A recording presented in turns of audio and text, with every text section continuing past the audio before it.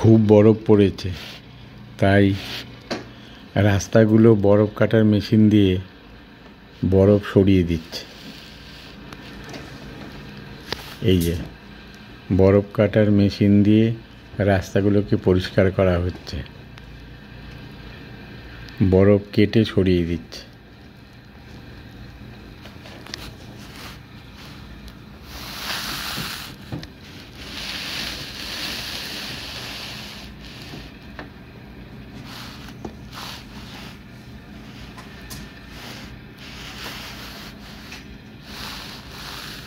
গাড়িগুলো বরফে ঢেকে রয়েছে, মনে হচ্ছে যেন গাড়ির উপরে বরফের ছাতা ধরা রয়েছে।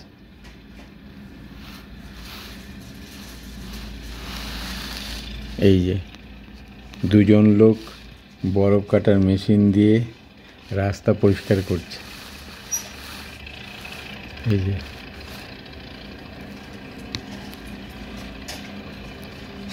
এই যে বরফ কাটার মেশিন দিয়ে রাস্তা পরিষ্কার হচ্ছে।